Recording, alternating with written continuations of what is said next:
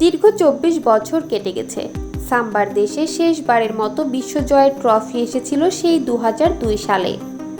এতগুলো বছরের জমে থাকা পাহাড়সম প্রত্যাশার চাপ এখন সেলেসাওদের কাঁধে। এবার সেই চাপ নিয়েই ২০২৬ বিশ্বকাপে পা রাখল ব্রাজিল। তবে এবারের পথটা মোটেও সহজ ছিল না। বাছাই পর্বের ম্যাচগুলো বর্তমান স্কোয়াডের ভেতরের নানামুখী দুর্বলতাগুলোকে একদম সামনে নিয়ে এসেছে। অনেকদিন ধরেই ব্যর্থতার বৃত্তে বন্দী ছিল ব্রাজিল। ডরিভাল জুনিয়রের অধ্যায় ব্যর্থতায় শেষ হওয়ার পর নড়েচড়ে বসে দেশটির ফুটবল ফেডারেশন। তারা বুঝতে পারে খোল নলচে বদলে ফেলার সময় এসেছে, আর সেই বড় পরিবর্তনের খোঁজে তারা হাত বাড়ায় বাইরে। ১৯২৫ সালের পর প্রথম কোনো বিদেশি কোচকে দলের দায়িত্ব দেওয়া হয়। দলে আসেন রিয়াল মাদ্রিদের সাবেক বস কার্লো আনচেলত্তি। ক্লাব ফুটবলে সাফল্যের চূড়াছোঁয়া এই ইতালিয়ান মাস্টারমাইন্ডকে দলে আনার স্পষ্ট বার্তাটা এটাই যে এবার আসলেই কিছু একটা বদলাতে হবে। বাছাই পর্বের শেষ দিকের কঠিন সমীকরণগুলো অবশ্য ভালোভাবেই পার করেছে ব্রাজিল। প্লে অফের গ্যারাকলে পড়তে হয়নি, সরাসরি টিকিট মিলেছে এই গ্রীষ্মের মূল মঞ্চের। বিশ্বকাপের গ্রুপ সিতে পড়েছে তারা।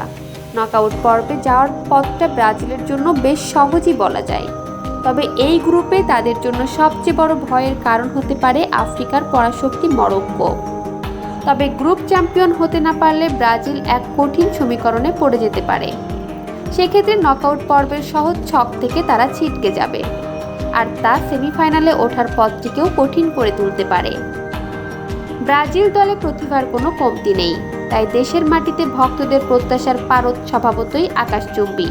কিন্তু এরপরেও বেশ কিছু প্রশ্নের সমাধান এখনও মেলেনি। ৩৪ বছর বয়সে নেইমারের দলে থাকাটা মনোযোগে ব্যাঘাত ঘটানোর কারণ হতে পারে। গ্রেট টু ক্যাফ স্ট্রেইনের কারণে তিনি ব্রাজিলের প্রস্তুতি ম্যাচগুলো থেকে ছিটকে গেছেন। যদিও আগামী ১৩ জুন মরক্কোর বিপক্ষে প্রথম ম্যাচে তাকে পাবার আশা করছে ব্রাজিল।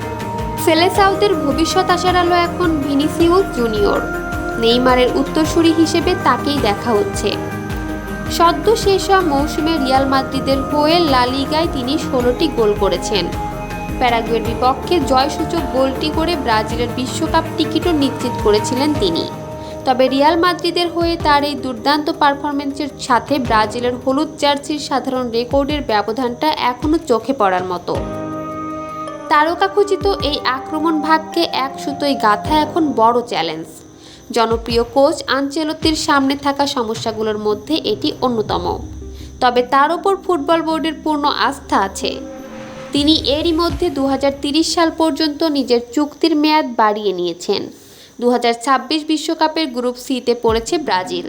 এই গ্রুপে তাদের সঙ্গী মরক্কো, হাইতি এবং স্কটল্যান্ড। গ্রুপ চ্যাম্পিয়ন হওয়াটাই এখন সেলেসাওদের মূল লক্ষ্য, কারণ রানার্স আপ হলে তাদের নকআউট পর্বের কঠিন ব্র্যাকেটে পড়তে হবে। পরিসংখ্যান বলছে সেটি হলে পরের রাউন্ডগুলোর পথ কঠিন হয়ে যাবে। অন্যদিকে কোনোভাবে তৃতীয় হলে গ্রুপ পর্ব পার হওয়া নিয়ে চরম অনিশ্চয়তা তৈরি হবে।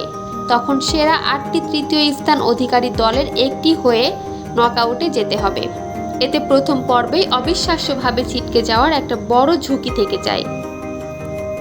আগামী ১৩ জুন মরক্কোর বিপক্ষে ম্যাচটি ব্রাজিলের গ্রুপ পর্বের ভাগ্য নির্ধারণ করে দিতে পারে, কারণ সাম্প্রতিক বছরগুলোতে আটলাস লায়ন্স খ্যাত মরক্কো সমীহ জাগানো শক্তিতে পরিণত হয়েছে। ২০২২ সালের কাতার বিশ্বকাপে তারা সবাইকে চমকে দেয়। স্পেন ও পর্তুগালকে হারিয়ে প্রথম আফ্রিকান দেশ হিসাবে বিশ্বকাপের সেমিফাইনালে পৌঁছায়। যদিও শেষ পর্যন্ত ফাইনালিস্ট ফ্রান্সের কাছে হেরে তাদের বিদায় নিতে হয়েছিল। আর এবছর তারা মহাদেশীয় চ্যাম্পিয়নের মুকুটও জিতেছে। মরক্কোর এই অভিজ্ঞ স্কোয়াডে আছেন আফগান তারকা ব্রাহিম দিয়াজ। তাদের সাথে আরও আছেন পিএসজির গতিময় ফুলব্যাক আশরাফ হাকিমি, আর গোলপোস্টের নিচে শক্তিশালী দেয়াল হয়ে দাঁড়িয়ে আছেন অভিজ্ঞ ইয়াসিন বুনো। গ্রুপের অন্য দল হাইতি ১৯৭৪ সালের পর এই প্রথম বিশ্বকাপে ফিরছে। এত শক্তিশালী একটি গ্রুপে তাদের বেশ কঠিন লড়াই করতে হবে। তবে যুক্তরাষ্ট্রের মাটিতে বিশাল প্রবাসী জনগোষ্ঠীর বড় সমর্থন পাশে পাবে তারা। একেবারে শেষ ম্যাচে মায়ামিতে ব্রাজিলের মুখোমুখি হবে স্কটল্যান্ড। ১৯৯৮ সালের ফ্রান্স বিশ্বকাপে এই স্কটিশদের হারিয়েছিল সেলেসাওরা। তবে এবার গ্রুপ চ্যাম্পিয়ন হওয়ার লড়াই যদি শেষ ম্যাচ পর্যন্ত গড়ায়, তবে স্কটল্যান্ড ব্রাজিলের জন্য একটি বড় পরীক্ষা বা অনাকাঙ্ক্ষিত অঘটন ঘটিয়ে দেওয়ার কারণ হতে পারে। গ্রুপ সি থেকে চ্যাম্পিয়ন হয়ে নকআউট পর্বে যাওয়ার সম্ভাবনায় এগিয়ে আছে ব্রাজিল। সেটি হলে তারা টুর্নামেন্টের সবচেয়ে সহজ ছকটিতে পা রাখবে, কারণ এই ছকে আর্জেন্টিনা নেই, এমনকি ফ্রান্স ও স্পেনও রয়েছে ব্র্যাকেটের সম্পূর্ণ ভিন্ন দুটি অংশে। গ্রুপ চ্যাম্পিয়ন হতে পারলে শেষ 32 দলের লড়াইয়ে ব্রাজিলের প্রতিপক্ষ হতে পারে জাপান, তিউনিসিয়া, নেদারল্যান্ডস অথবা সুইডেন। সেই বাধা পার হতে পারলে শেষ 16 ম্যাচে তারা মুখোমুখি হবে পাশের অন্য একটি গ্রুপের রানার্স আপ দলের। এরপর কোয়ার্টার ফাইনালের মঞ্চ সাজানো হবে মিয়ামিতে। সেখানে ব্রাজিলের প্রতিপক্ষ হিসেবে ইংল্যান্ডের থাকার জোরালো সম্ভাবনা রয়েছে। আর সেই ম্যাচ জিতলে আগামী 14 জুলাই ডালাসের সেমিফাইনালে দেখা মিলতে পারে আর্জেন্টিনা, পর্তুগাল অথবা কলম্বিয়ার। কিন্তু কোনো কারণে ব্রাজিল যদি গ্রুপ সিতে রানার্স আপ হয়, তবে পুরো দৃশ্যপট বদলে যাবে। তারা চলে যাবে ড্রয়ের উপরের কঠিন অংশে।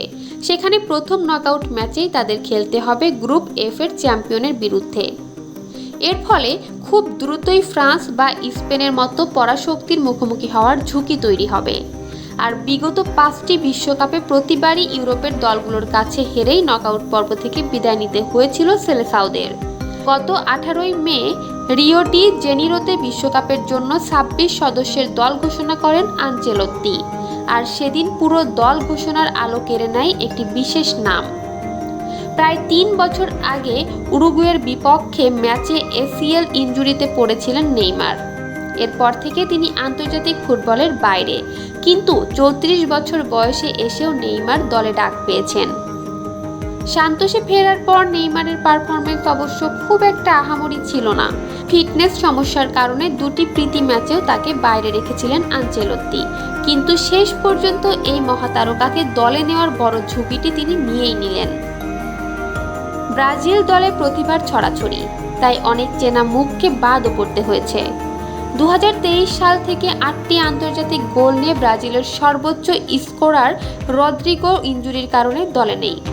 বাদ পড়েছেন 41 বছর বয়সী থিয়াগো সিলভাও, যার ঝুলিতে আছে 113টি ম্যাচ ও 4টি বিশ্বকাপ খেলার অভিজ্ঞতা। চেলসি ত্রয়ী হোয়াও পেদ্রো, আন্দ্রে সান্তোস ও এস্তেভাও চূড়ান্ত দলে জায়গা পাননি, যার মধ্যে এস্তেভাও ছিটকে গেছেন ইনজুরির কারণে। বিশ্বকাপ শুরুর ঠিক আগ মুহূর্তে প্রস্তুতি ম্যাচ চলাকালীন আরেকটি ধাক্কা খায় দল। চোটের কারণে স্কোয়াড থেকে ছিটকে যান রোমার ফুলব্যাক ওয়েসলি। তার জায়গায় দলে এসেছেন আতালান্তার মিডফিল্ডার অ্যাডারসন, যিনি ম্যানচেস্টার ইউনাইটেডে যোগ দিতে যাচ্ছেন। দল ঘোষণার বেশ কিছু চমকও ছিল।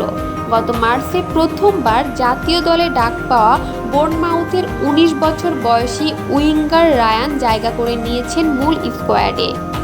তার সাথে দলে আছেন ব্রেন্টফোর্ডের স্ট্রাইকার ইগোর থিয়াগো এবং আল ইতিহাদের অভিজ্ঞ ফ্যাবিনিও।